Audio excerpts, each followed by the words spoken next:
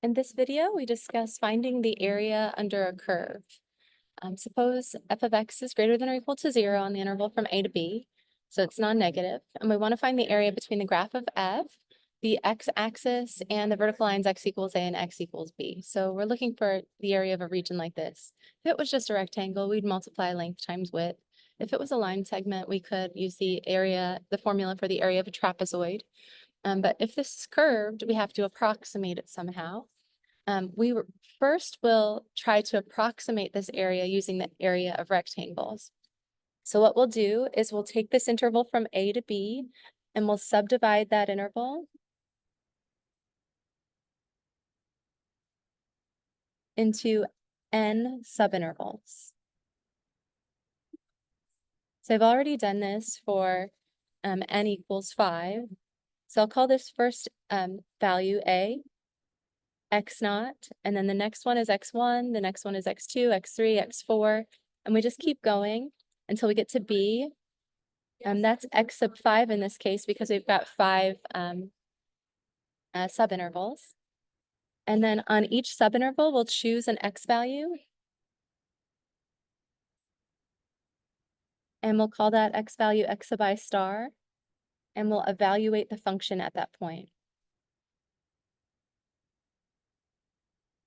Then for each of those heights, we will draw a rectangle. So we'll draw a rectangle of that particular height over the interval. Now we can choose any x value we want on the interval, but typically we choose the left endpoint, the right endpoint, or the midpoint. I'm just going to choose the left endpoint. So I'll evaluate this, the function at x equals a, and I'll draw a rectangle of that height on the interval from a to x1. And then I'll evaluate the function at x1 and draw a rectangle of that height. And then draw another rectangle of height x2 on the next interval. And then a rectangle of height x3 on the next interval. And then finally at x4, we'll evaluate the function there and draw a rectangle as well. To approximate the area under the curve, we'll just add the areas of these 5 rectangles.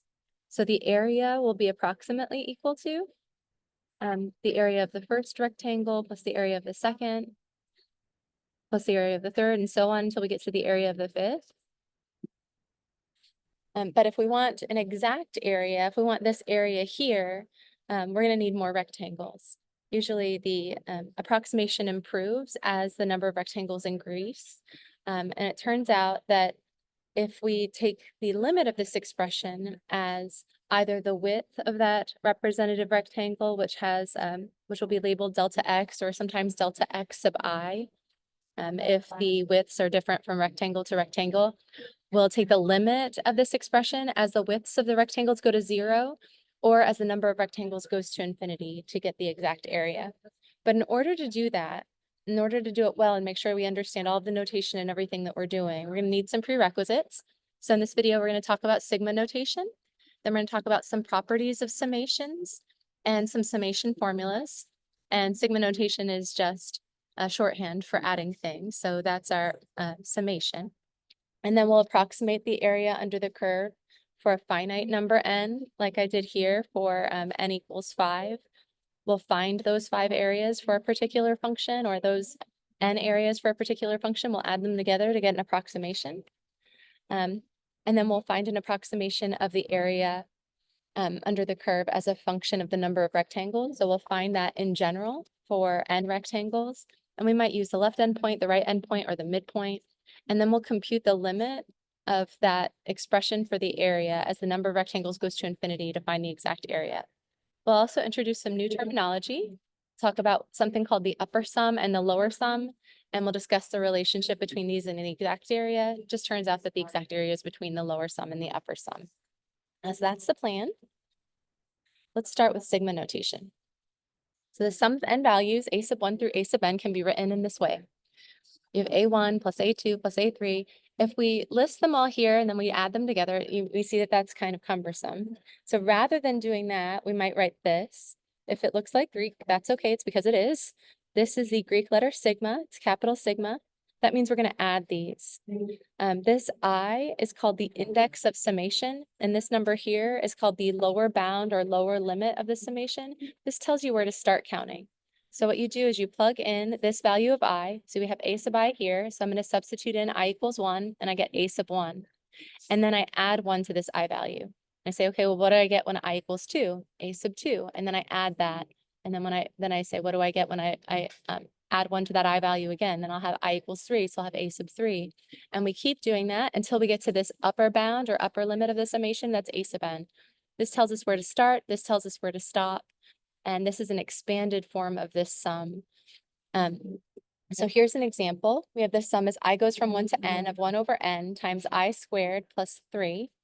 Now, n is unknown in this case, but when I equals 1, I get 1 over n times 1 squared plus 3. That's my I equals 1 expression, or my I equals 1 term, even though it has multiple terms in it because of that plus sign. We can think of that as the I equals 1 term of this summation, using that term as we do in the definition of the sigma notation. And then when we substitute I equals 2, the 1 over n is still there. Then we're going to have 2 squared plus 3 in parentheses. And because of the sigma notation, we're going to add those. And then when I equals 3, we're going to have 1 over n times 3 squared plus 3. And we keep going. And for the last one, we have 1 over n times n squared plus 3. So that's the expanded form of the summation. Now, when we come up with summations for these areas, we're going to have a shorthand for this using sigma notation. We're going to have to evaluate that using some summation properties and some summation formulas. So these are some properties. So let's say you've got a constant k times a sub I here, and you're adding those as I goes from 1 to n. Well, when I equals 1, we get k times a sub 1. When I equals 2, we get k times a sub 2. When I equals 3, we get k times a sub 3.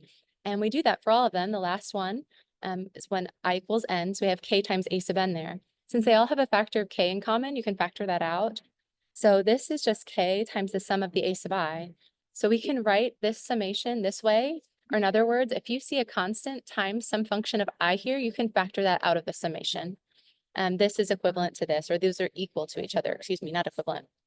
Now, if I've got a sub I here and b sub I, and we're adding those as I goes from 1 to n. When I equals 1, we get a sub 1 plus b sub 1. When I equals 2, we get a sub 2 plus b sub 2. And we keep going like that. When I equals n, we get a sub n plus b sub n. Now, if I wanted to, I could group those differently, and I could change the order because addition is commutative and associative. Since I can change the order, I can add the a's together first. I can say that this is a sub 1 plus a sub 2 plus a sub 3 all the way through a sub n. So that's in this first set of parentheses. And then we'll add b sub 1 plus b sub 2 plus b sub 3 all the way through b sub n. So we add that in the second set of parentheses. Well, that's just the sum of the a sub I, and that's just the sum of the b sub I. So if you have two expressions that depend on your index of summation I, well, you can just say the sum of a sub I plus b sub I is the sum of the a sub I plus the sum of the b sub I. Now, if we happen to be subtracting those, then these would all be subtraction signs. And so then this would be a subtraction sign, and that would be a subtraction sign. So if I have this sum as I goes from 1 to n of a sub I minus b sub I, that's the sum of the a sub I minus the sum of the b sub I. Okay, so I think that's pretty standard. Now these are a little less standard. But this first one's not too bad. This says, what is the sum as I goes from 1 to n of just some constant c? Well, when I equals 1, what do we get? We just get c. When I equals 2, what do we get? We get c. When I equals 3, we get c. And we keep adding c to itself until we get to the nth time that we're adding c, and we get c here. So we've got c n times, and we're adding them all together. So that's just going to be c times n. Now, if we're adding the first n integers together, the sum as I goes from 1 to n of I. When I equals 1, we get 1. Then we add 2, then we add 3, and then we stop at n. So this is 1 plus 2 plus 3 plus 4, and so on. It turns out that when we add all of those together, we get n times n plus 1 divided by 2. It's actually a really cute story about Gauss. I heard he was in elementary school, his teacher asked him to add up all of the numbers between 1 and 100. And he said, okay, let's take 1, 2, 3, 4, and just list all of those numbers from 1 to 100. We'll do that in one direction, and then we can also list the numbers from 1 to 100 in the opposite direction. So 1, 2, and so on. We could do 100, 99, 98, 97, and so on. Then if we add in each of these columns, we get 101 plus 101 plus 101 plus 101 plus 101 plus 101. We're adding all of those together.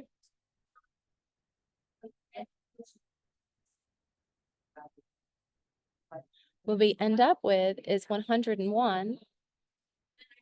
Well, how many times is that? 100 times. So the sum as I goes from 1 to n, or excuse me, I goes from 1 to 100 of I is this 101 times 100, but I've got 2 of those. I've counted them twice, so I have to divide by 2. And that would hold if instead of 100, we had 1,000 or 1,000,000. It really doesn't matter. We could list that sum twice, once in one direction and once in the opposite direction, and then add like terms or not add like terms, add in columns. And every time we do that, we would end up with n plus 1 times n, and we'd have 2 times the amount that we need. So we would divide by 2 to get this sum. So this turns out to be 5,050. And he was able to do that relatively quickly just by organizing those numbers in that way. It's Carl Gauss, I think, kind of a big deal. And then if I want the sum as I goes from 1 to n of I squared, that's 1 squared plus 2 squared plus 3 squared all the way up to n squared. That turns out to be given by this formula, n times n plus 1 times the quantity 2n plus 1 divided by 6. And the sum as I goes from 1 of the I cubed is 1 cubed plus 2 cubed plus 3 cubed all the way up to n cubed. It's n squared times the quantity n plus 1 squared all divided by 4. So we'll use these formulas as necessary to evaluate these finite sums that represent an approximation of an area under a curve. Okay, so let's look at a specific example for that area problem. Let's say we have this function, f of x equals x plus 1 quantity squared plus 2. Or alternatively, we could write it as x squared plus 2x plus 3. We're asked to approximate the area between the graph of f and the x-axis on this interval from -1 to 2 using what's called a lower sum with n equals 3 rectangles and an upper sum with n equals 3 rectangles. The lower sum is just that sum that we talked about. This is the area of the ith rectangle. Actually, let's look at that picture again. We said we're creating a rectangle with this height, and the width of that rectangle is delta x or delta x sub I. The height times the width, is the area of one of our rectangles. We're taking those and adding those together for the first rectangle, the second rectangle, the third rectangle, all the way up to the nth rectangle. Now, if we choose the x value so that at that x value, our function is minimized on that interval. So we find the x value that corresponds to the minimum y value on the interval. We call that a lower sum. And if we choose the x value on the interval that gives us the maximum value of f on the interval, we call that summation the upper sum. So we've got this function, which happens to be a parabola. When we graph it, it is a parabola facing up with a vertex at x equals -1, y equals 2. On the interval of interest from -1 to 2, our function is increasing. And that actually simplifies the calculation quite a bit. Since the function is increasing, the lower sum is calculated using the left endpoints of every interval because the function is least at the left, on the left-hand side of every interval. And our upper sum will be computed using the right endpoint of every interval. Okay, so we want to first find a lower sum on the interval with n equals 3 rectangles and then an upper sum. In order to do that, we take our interval from -1 to 2, and we divide it into n subintervals of equal width. In general, if we're using equal width rectangles, delta x is the width of that rectangle, and it is given by the length of the interval, which is b minus a divided by n. And b is the x value where we stop, and a is the x value where we start. So if b equals 2 and a equals -1, we end up with delta x equals 3 divided by n. And then if we're given that we want to use 3 rectangles, this is going to be 3 divided by 3.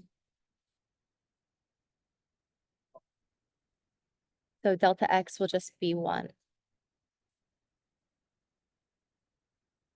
So this is our delta x for n rectangles, and when all of the rectangles have equal width.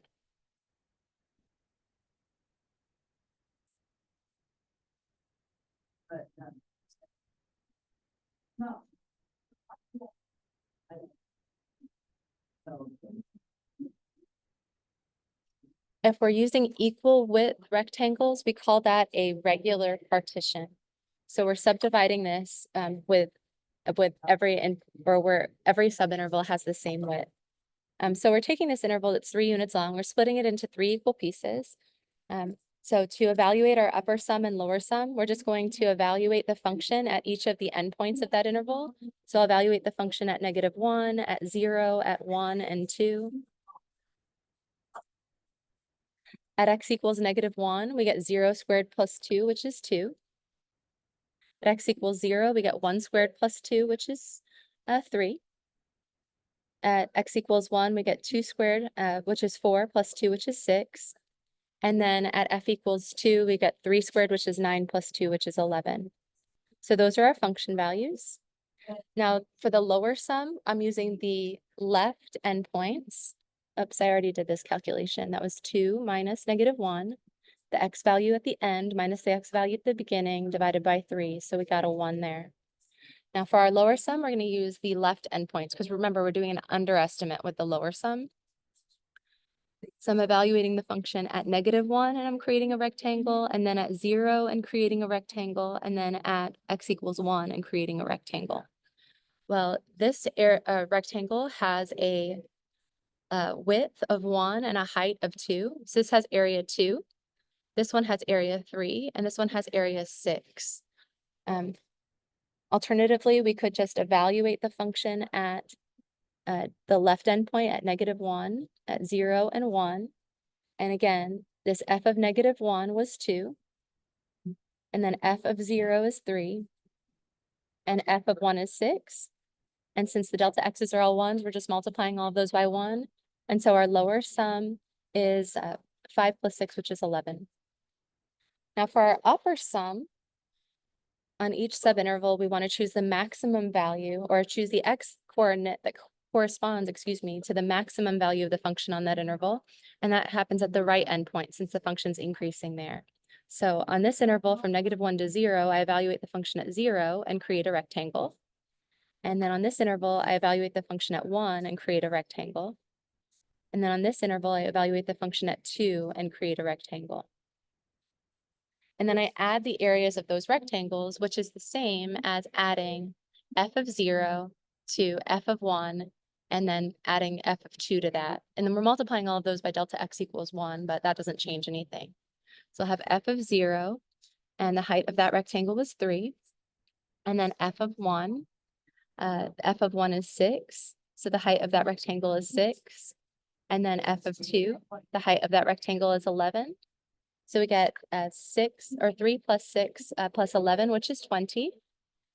And our actual area, our exact area, the blue area here, is somewhere in between. We can tell that when we use our lower sum, we have an underestimate of the area.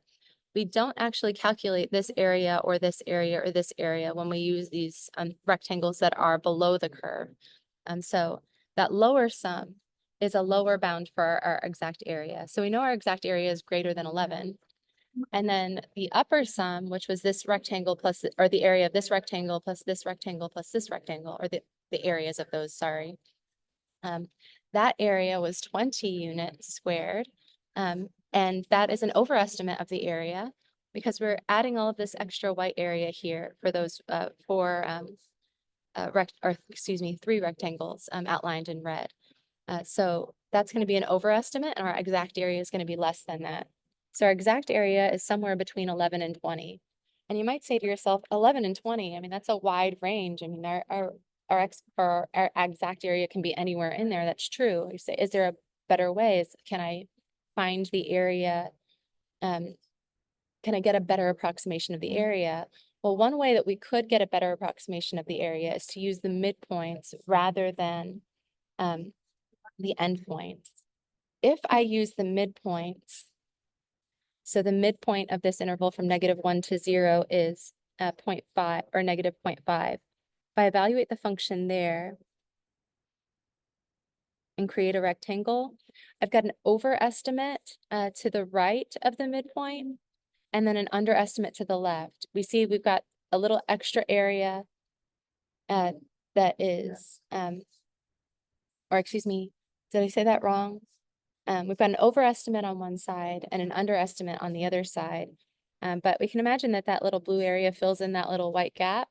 So somehow it gives us a much better approximation if we use the midpoint. So I can evaluate my function on the midpoint of each of these intervals. So I'll evaluate at -0.5 on that interval and then evaluate the function at 0.5 on this interval. And then evaluate the function at 1.5 on this interval. And then add those three areas together.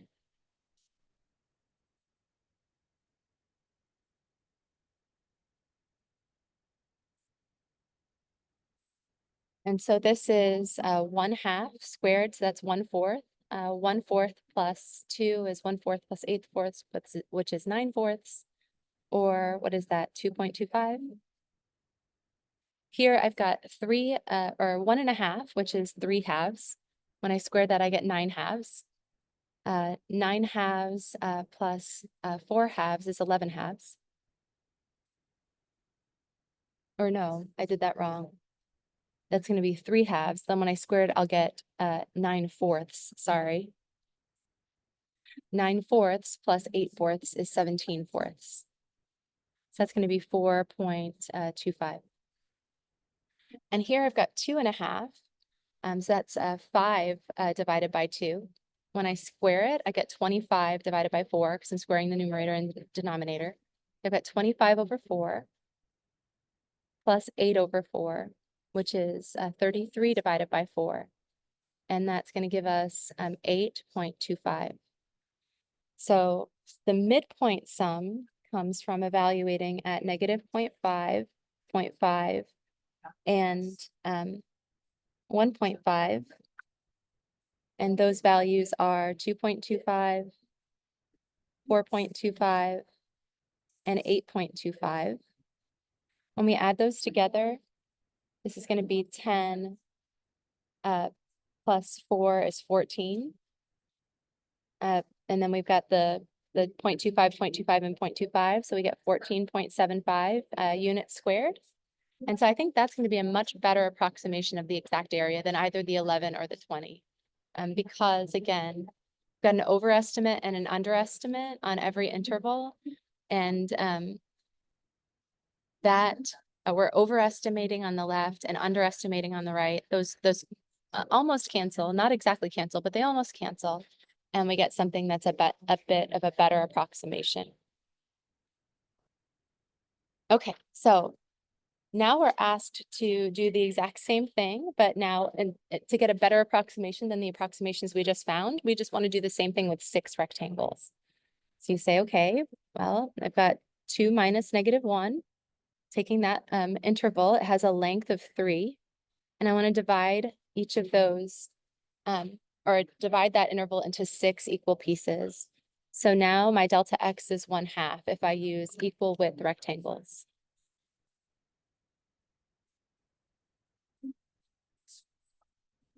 In that case, we're still starting at -1 and we're ending at 2.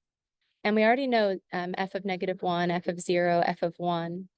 We already know those values. We've already calculated them. What did we get? We got 2, 3, 6, and 11. And then we actually already know the midpoint values as well. We have f at 0.5 or negative 0.5, f at 0.5, and f at 1.5. So we got 2.25, 4.25, and 8.25.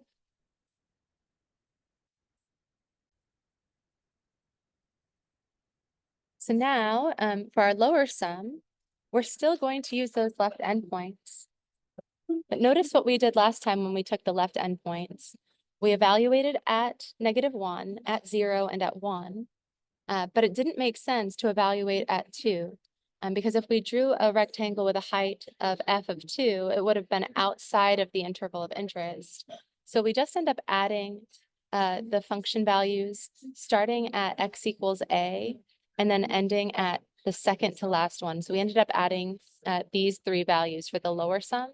And then for the upper sum, we were using the right endpoints. So we ended up using f at 2, f at 1, and f at 0.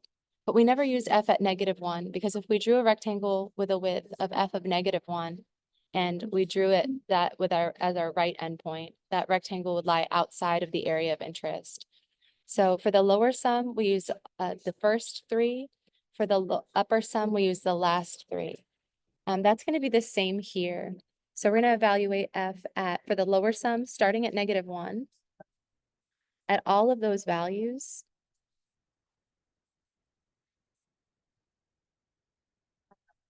But we don't use the last one. So we're going to have 2 plus 2.25. Oops, that should be down there. Plus 3 plus 4.25 plus 6 plus 8.25. We're going to take the sum of all of those and we're going to multiply by delta x, which is 0.5. So I would use a calculator for that.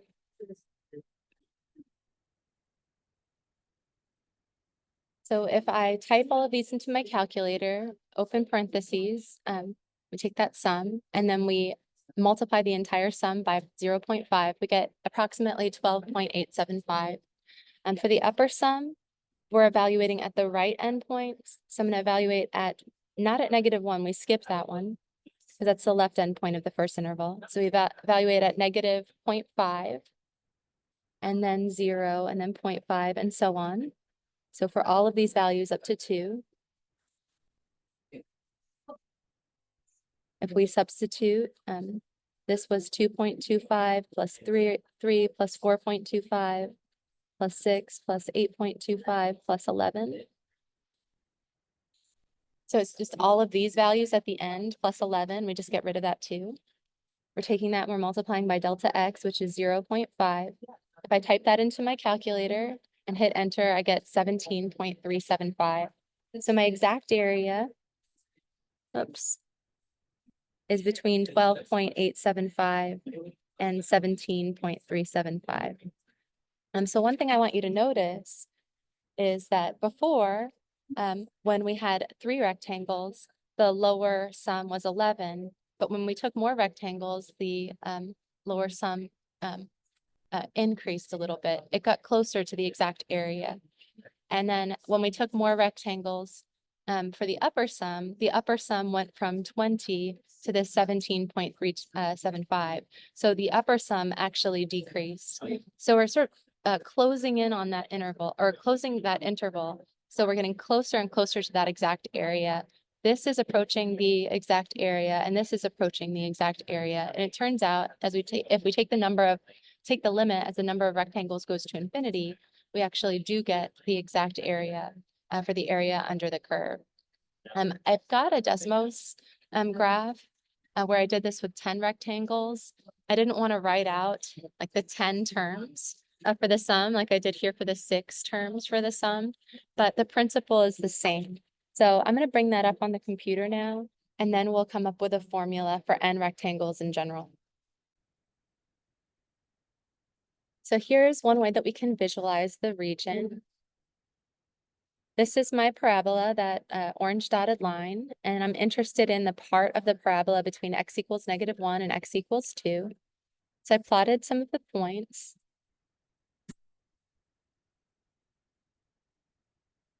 The endpoints of each of those three intervals.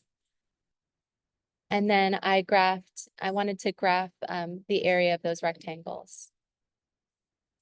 So for our lower sum, we're taking this area plus this area plus this area. So our area is that plus that times delta x, which is 1, so we get 11. And then for our upper sum, this just does it in a prettier way than what I did on the paper. We're using the right endpoints. So we evaluate at the right and the right and the right. So that's f at 0 times or plus f at 1 plus f at 2. So we get 20. And we said the exact area is somewhere in between. And if we want a better approximation, we could use the midpoints. Now, I didn't actually find out what each of those values were on the calculator, but we could. F of 0.5 is 4.25. Oops, I want f of -0.5, f of 0.5, and f of 1.5. And if we wanted, we could plot the ordered pairs too as well.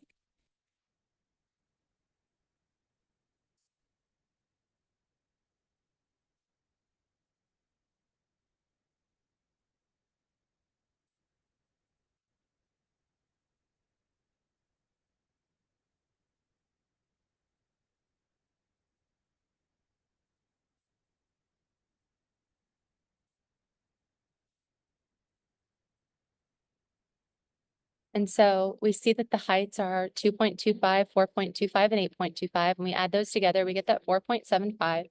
And my claim is that that's going to be a much better approximation than the other two. So we did that for n equals 3 rectangles. And then we could increase the number of rectangles to get a more accurate picture.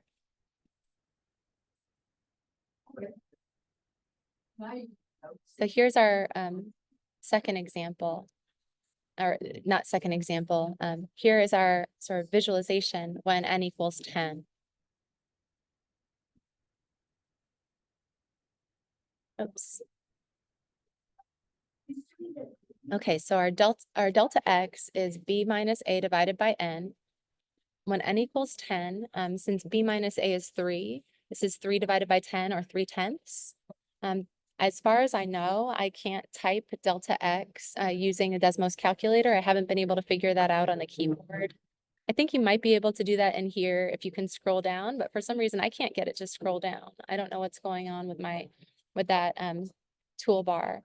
But if I could find the Greek letters, I would, and I would look in the toolbar. But since I can't, I'm using this for my delta x. B minus a over n is 0.3. Then I want to find the endpoints of each of these intervals. Now, to do that, I used a, which is -1. That's our first x value. And then we're adding that delta x times I. And I'll do that for I equals 1, 2, 3, all the way up to I equals n in general. And then I equals 10 for n equals 10. I don't actually want to graph that. And then if I plot that formula, or that x value at I equals 0 through n, and I evaluate the f value, or I evaluate the function, excuse me, at each of those x values, I get all of those ordered pairs. So those are those 10 points that are all 0.3 units apart, starting at x equals -1 and ending at x equals 2. Now, to visualize our lower sum, I wasn't able to figure out how to do it for general n. So I just had to copy and paste a lot. I just wrote the code for 3 or 10 separate rectangles. So we're going to add the areas of these rectangles. Oops. If we add those together, we get 13.695. Now here I've got the sum as I goes from 0 to n minus 1. That might confuse a student because you might think based on our notes, isn't I always supposed to start at 1 and go through n? And you're right, but if we're using the endpoints of every interval, that first endpoint corresponds to I equals 0, and the second to last one corresponds to I equals n minus 1. So with the lower sum, we're using those bounds for that reason. So we get the 13.695 when we use 10 rectangles. Notice how much better that is than the last approximation with n equals 6 rectangles. And then for the upper sum, we're going to do the same thing, except instead of evaluating the function at the left endpoint and then drawing a rectangle, which gives us if we compute those areas and add them, we get an underestimate of the area on every subinterval. We're going to evaluate the function at the right endpoint. Since it's increasing this time, that's going to be an overestimate of the area. See, the area of the rectangle is more than the actual area under the curve on each subinterval. So we're adding up, we find these areas, find those function values, and then we evaluate the function at that value. That gives us the height of the rectangle, and then we multiply by our delta x, and our delta x is 0.3. If we add those up, as I goes from 1 to n, again, starting with that first value, which is -1 plus delta x, or -1 plus 0.3, which is -0.7, and we do that from -0.7 to x equals 2, we get 16.395. So we know now that our area is between that 13 point something value and the 16.395 value. And we saw that when we used our midpoint estimates, we got 14.75 with n equals 3 rectangles. We could do the same thing with 10 rectangles. It's just sort of tedious. I wish I could find a way to code how to create the graph for n rectangles in general. I'm sure there is a way. Now, see, here I'm evaluating the function at the midpoint. So I'm taking those two x values and I'm dividing by 2. This is our midpoint estimate. You actually have to calculate those areas though. So you evaluate f at the midpoints of each subinterval, and then multiply by the delta x, which is still 0.3, and we get 14.99 or 9775. So that's an approximation. I hope you can see that we're getting better and better approximations as the number of rectangles increases. If we look at that area that we're underestimating, like that's an area that we're not counting, and then the area that we're overestimating on the other side of each subinterval with the midpoint formula, you can see those almost cancel out. And this area using the midpoint seems to be approaching 15. You might say, what is it actually approaching? Well, in order to do that, I want to look at some of these sums for larger n, much larger n. In order to do that, I'm going to change some of the code. I just added some ones after the delta x, the area formulas, the n values, I called them n sub 1 rather than just n, because I already used n for the other example in this on this web page. So we still have delta x equals 0.3. We're still using the same formula for our x values of the interval. And now I want n to go from 1 to 100. So I won't actually be able to draw this for us, but I want to see how those sums change as n goes from 1, only one rectangle as an estimate, to 100. So we had when n equals 1, that's what we got for our estimates, our lower estimate, our upper estimate, and our midpoint estimate. So this is just saying that our true area is between 6 and 33, but it's closer to 12.75 than that, or it's closer to 12.75 than either of those values. And then we said, well, what did we get when n equals 3? We got 11, 20, and 14.75. That's consistent with our hand calculations. And we did that with n equals 6, 12.875, 17.375, and then we got 14.9375. The first two are consistent with our hand calculations. And then we looked at n equals 10.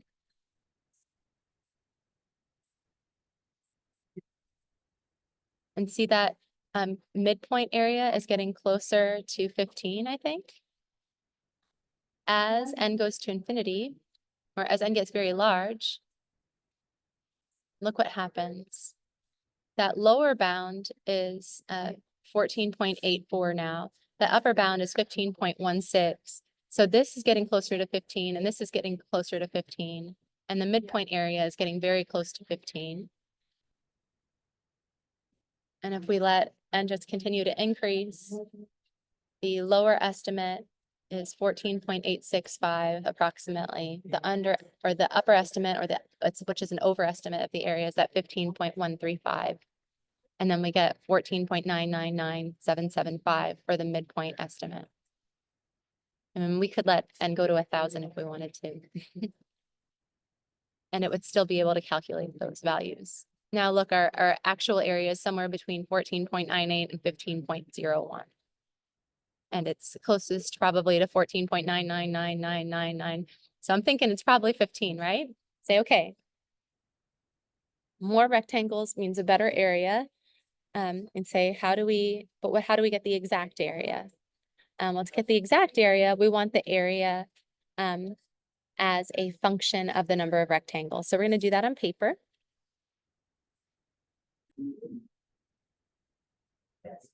And then we're going to use the summation formulas that we talked about at the beginning of this video to write our upper and lower sums as functions of n. So our delta x, that's the width of our interval, is 2 minus -1 divided by n. So in general, that's 3 divided by n. And we want to leave this as a function of n because, again, we're trying to find the area as a function of n. So those are my widths of my rectangles.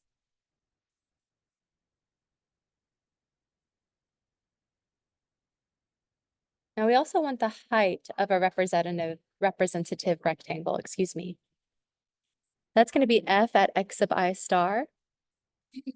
And what is f? It was x squared plus 2x plus 3, or alternatively, you could call that x sub I star plus 1 quantity squared plus 2.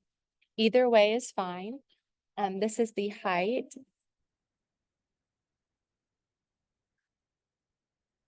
I'm just going to draw a rectangle.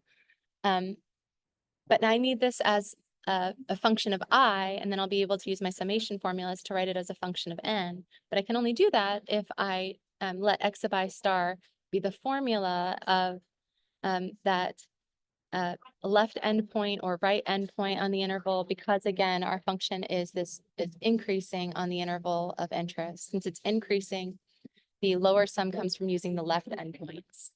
So let's try to come up with a formula for the left endpoints. Our leftmost endpoint is x naught equals a, and a was that x value where we start, or -1. To get our next x value, we're going to take a and we'll add delta x, and delta x is 3 divided by n. So we're going to have -1 plus 3 divided by n. To get x2, we add delta x again. So we're going to have 2 times delta x. So end up with -1 plus 3 divided by n times 2. And I think that we can see that if this pattern continues, well, here I added 1 times delta x. Here I added 2 times delta x. The next one I'll add 3 times delta x. For the ith value, I think I should add I times delta x. Notice the relationship between this subscript and the number of times we're adding delta x. It's a little less obvious here and here, but we don't add delta x at all when our subscript is 0. We add delta x once when our subscript is 1. We add delta x twice when our subscript is 2. So when our subscript is I, we're going to add delta x I times. Now for this particular function, on this particular interval, a is -1. And delta x is 3 divided by n. So if you want, you can call that -1 plus 3i over n. Okay, so those are our left endpoints. And we can put stars on those to say that we're actually choosing the left endpoints whenever we do our lower sum. Now for our right endpoints,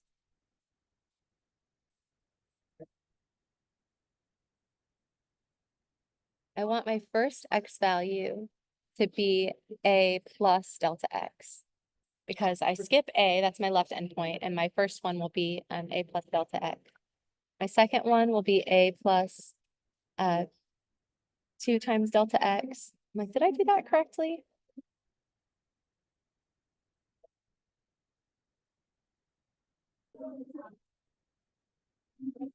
Oops, I think what I just did was come up with a formula for the right endpoints as a function of I. Sorry about that. These stars don't belong here. These are just all the endpoints of the interval, can be found this way. For the nth endpoint, we're going to have a plus n times delta x, which is equal to b. So this formula that I came up with, x sub I equals a plus I times delta x, that's going to give us our right endpoints. Sorry about that. Because I want to start counting at I equals 1 for that first subinterval.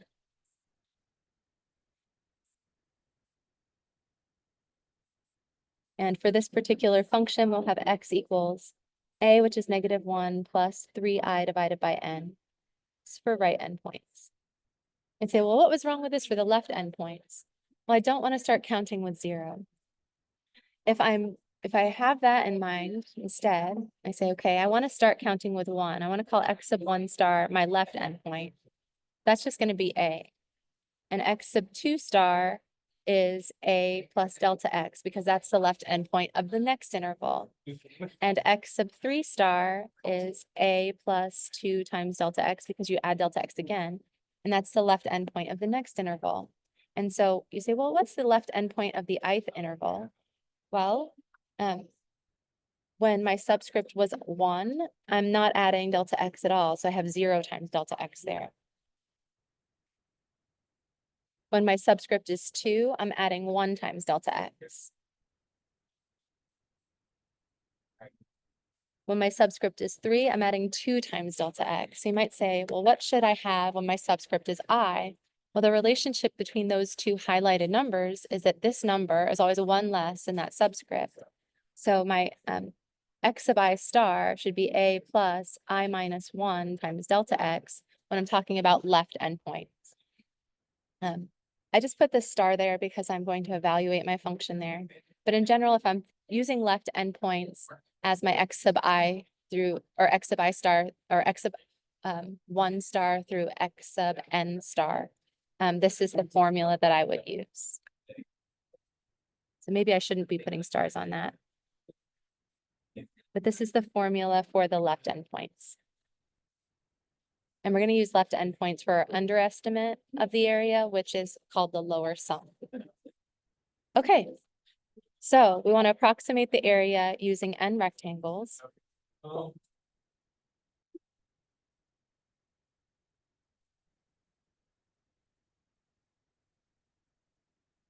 that's the sum as I goes from 1 to n of the area of the ith rectangle, which is the function value at x sub I star times delta x.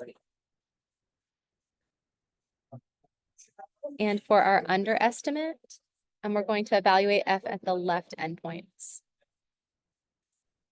And at the left endpoints, our x sub I is a plus I minus 1 times delta x. A is -1 and delta x was 3 divided by n. We have -1 plus I minus 1 times 3 divided by n. And my function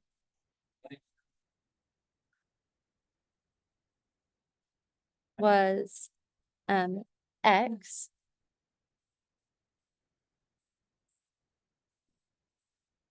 plus 1 squared plus 2. And we're taking all of that and we're multiplying by delta x. And delta x was 3 divided by n. So I'm just substituting, replace that delta x with 3 divided by n. This is x sub I star plus 1 squared plus 2. So this whole thing right here is f of x sub I star.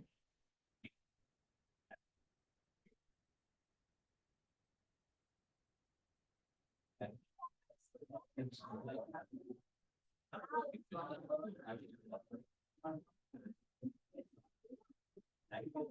this is going to give us our lower sum. And when I substitute into this version of our formula, remember we had two ways of writing it, x plus 1 squared plus 2, and this way. When we use this version, the 1 and the -1 cancel, which is why I wrote it that way. So those reduce, and then I end up with this expression squared plus 2. I guess I should write lower. It's an underestimate. So I'm taking this fraction and I'm squaring it. That means I need to square the numerator and square the denominator. We're adding 2 to that. And we're multiplying by 3 over n.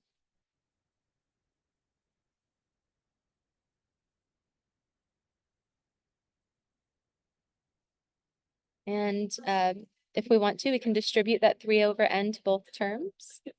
So you end up with 27 times I minus 1 quantity squared divided by n squared times n, which is n cubed, plus 2 over 1 times 3 over n, which is 6 over n. And I minus 1 quantity squared, if we wanted to, we could write that twice in FOIL. Or you can just use the formula a squared. So we start with I squared plus 2 times a times b. So we're going to have negative 2 times I plus b squared. All of that divided by n cubed. But this is an area formula involving I, and that I is changing as we go from term to term. Since we have something like this, we're going to use those formulas that we talked about earlier, the summation properties and summation formulas. First, we've got this property.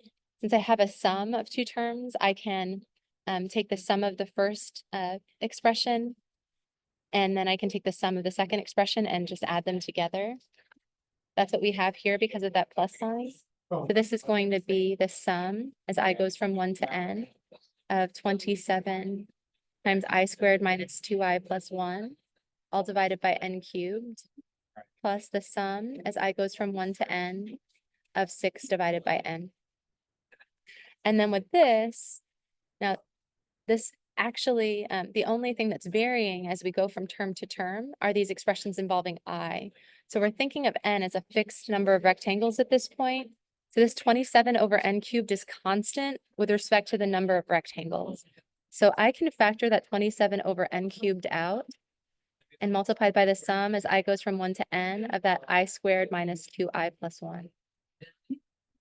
And then this is just 6 divided by n plus 6 divided by n plus 6 divided by n, and it's going to be written n times, right? It's constant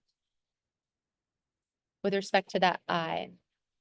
So what I end up with is 6 divided by n times n. So this ends up being a 6. Indicators, yeah. Now for this, I have a sum or difference of terms, so I'm going to apply that property again.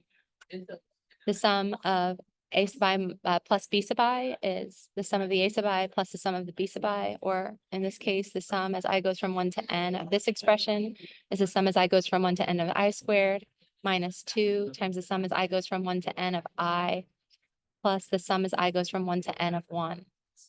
Don't forget your parentheses because all of that is multiplied by that 27 over n cubed. Then I have a summation formula for this and a summation formula for this. That was due to Gauss. And then this one is just a constant added to itself n times. So if we expand that, or if we substitute those, excuse me, not expand, substitute, the sum of the I squared that goes from 1 to n is this expression. It's given by this formula. So we've got n times n plus 1 times 2n plus 1, all divided by 6.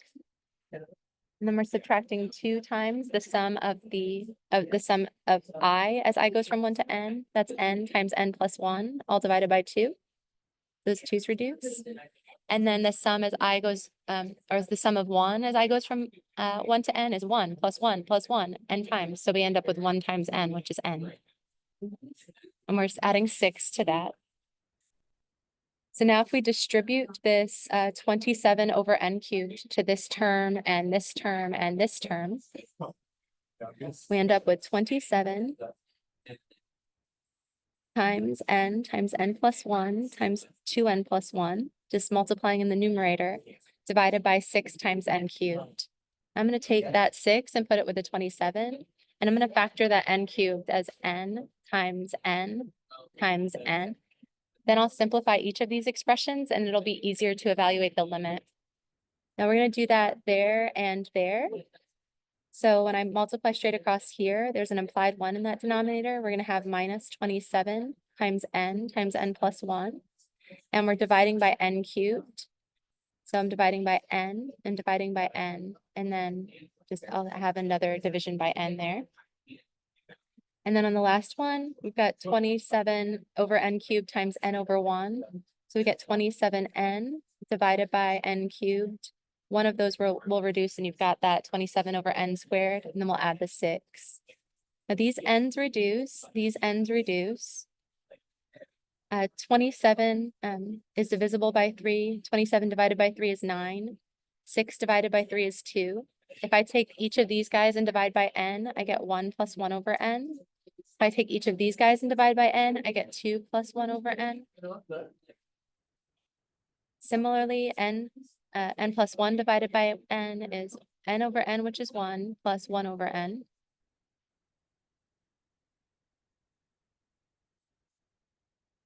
Now you don't have to do it this way, but I like doing it this way because it makes it very, very easy to compute the limit. As n goes to infinity, 1 over n is going to go to 0 because I have 1 over something very large, which is very small. So, oops, that's my lower sum as a function of n. My exact area is the limit as n goes to infinity of that lower sum. So if the limit as n goes to infinity of this expression, I started taking the limit without having limit notation throughout. So I want to write that limit notation so we do this properly.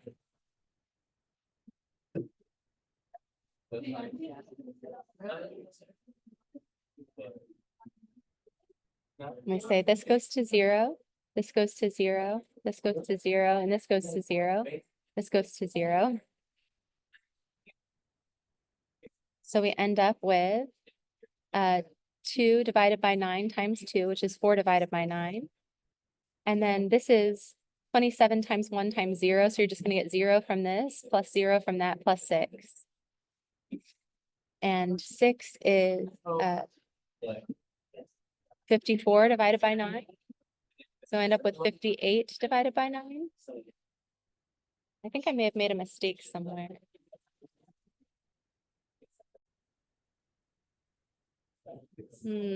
Looks like I made a mistake because the exact area is supposed to be 15. It's not 58 divided by 9. If I divide this by 3, what do I get? 3 goes into 5 once and into 8, or 18, or sorry, 28. What is wrong with me?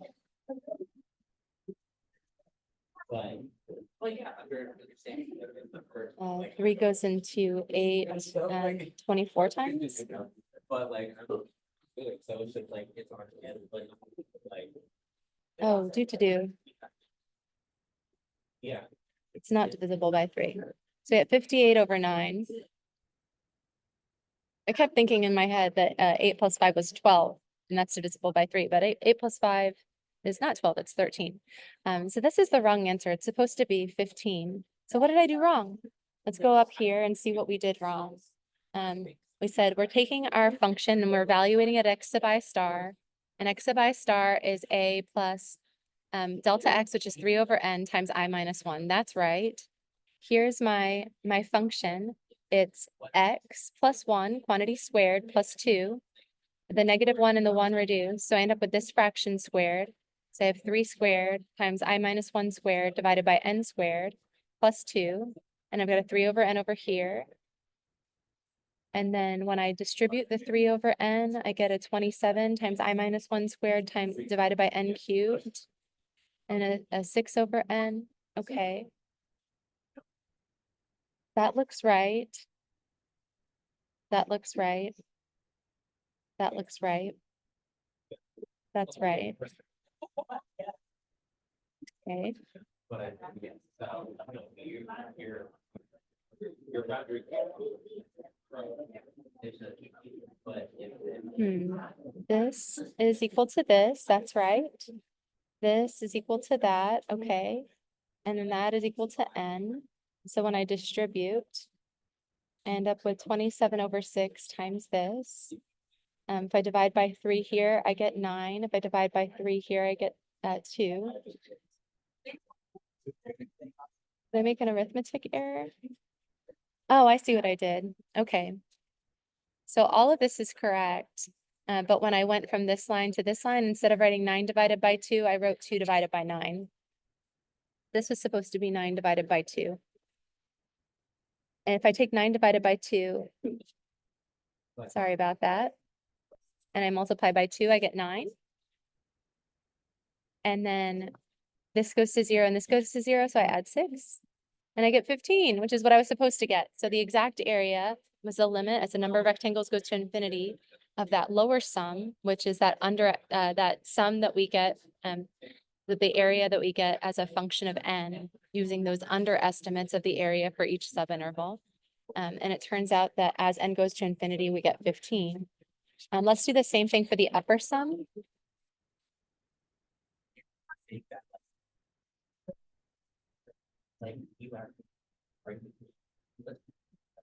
So this is the sum as I goes from 1 to n of f of x sub I star times delta x. And the right endpoints are given by a plus I times delta x, which is 3 over n.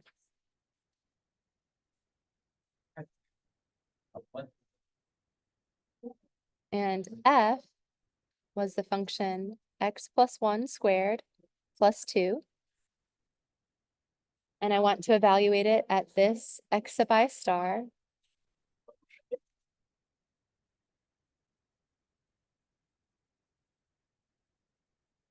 So we're using the right endpoints for the upper sum because the function is increasing on each interval. The -1 and 1 reduce. And this delta x is 3 divided by n.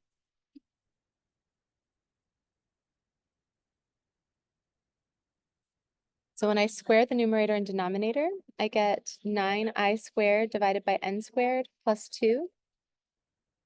We're taking that and we're multiplying by 3 over n.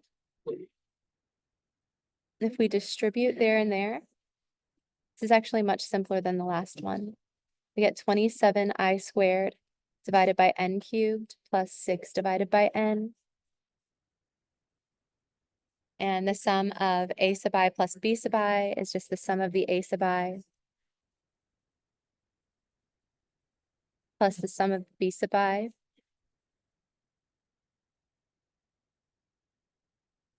And the 27 divided by n cubed is constant with respect to that index of summation, so we can factor that out. And this is constant with respect to the index of summation as well, so we just get the constant times n because it's that number added to itself n times. Those reduce. And then the I squared, we have a formula for that. It's n times n plus 1 times 2n plus 1 divided by 6. And if we simplify, it's 27 divided by 6 times n over n times n plus 1 divided by n times 2n plus 1 divided by n plus 6. Those reduce. Divide 27 by 3, we get 9. Divide 6 by 3, we get 2. And then if we divide each term by n, we get this. And then what we get is, as n goes to infinity, excuse me, the actual area is the limit of this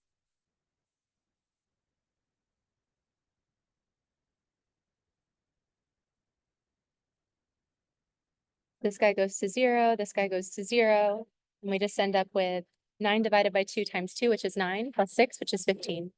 So we get the exact area as well. So we can see that the lower sum approaches the exact area and the upper sum approaches the exact area. It turns out that that's true in general. So here's our requirement. If f is continuous and it's greater than or equal to 0 on the interval from a to b, then the limits of the upper sum and lower sum exist and they're equal to each other.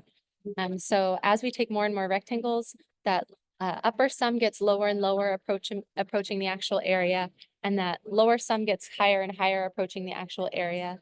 And it's like the squeeze theorem. Our actual area is squeezed in between that upper sum and that lower sum. And in the limit, we actually get the exact area. Now, since that's true, we can evaluate the limit as n goes to infinity of this sum using any x value in the interval. And the value of this sum will be equal to the limit of the upper sum and the limit of the lower sum, which is going to give us the exact area whenever that function is greater than or equal to 0. So that's it for this video. I think we'll talk about the Riemann sum in the next video.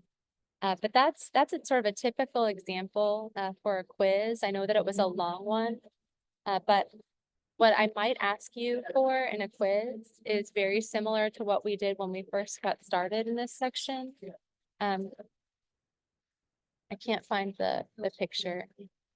So I might ask you to find or to approximate the area using an upper sum and a lower sum with some small finite number of rectangles like n equals 3 or 4, just to show that you understand the concept that all we're doing is literally adding up areas of rectangles. So you're just doing width times height, 3 times, add them together, and that's giving you an approximation. I want you to show me that you understand that the lower sum involves using the minimum of the function on each interval, and that the upper sum involves using the maximum. And if the function is increasing on the interval, we use the left endpoints for the lower sum and the right endpoints for the upper sum. If it's decreasing on the interval, you do it the other way around. Now, I don't actually memorize that at all. I literally draw my graph every time and then just look at it and say the lower sum is going to require the left endpoint this time. The upper sum will require the right endpoint. So I would recommend that you not memorize that rule either. Just draw the picture and let the picture guide you to deciding whether you should choose the left endpoint or the right endpoint to compute your upper or lower sum. I might also ask you to use the midpoint like we did here, because that gives you a better approximation. But I would only do that for finite n. It makes the formulas a little bit more complicated when we're talking about finding the area as a function of n.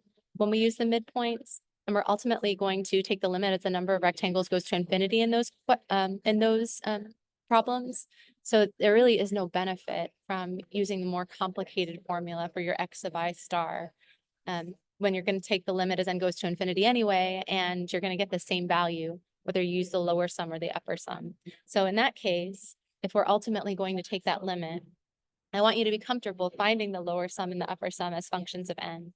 But no, you can use the simpler one, take the limit as n goes to infinity, and that's going to give you the exact area every time. And then, so that is the type of quiz question that you might see for finite n. And then for general n, I'll probably tell you you can use the left endpoint or the right endpoint, and I'll give you the formulas for the left and right endpoint. You'll just substitute those into your formula, show what that summation is in terms of I and n.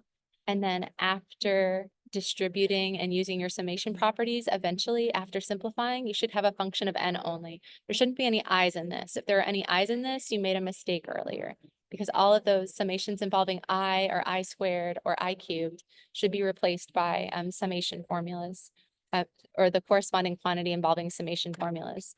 For example, this sum of the I squared, I just replaced it with this. I said that is the same thing as that, and that gave me my area as a function of n, which I simplified. So you might be asked to find that area as a function of the number of rectangles and then compute the limit of, as n goes to infinity, of that value to get the exact area. All right. Now that was a special case of what's called a Riemann sum. Riemann sums are a little bit more general than what we just did. We're going to talk about that in the next video, and then we'll talk more about the geometric interpretation of a definite integral as well.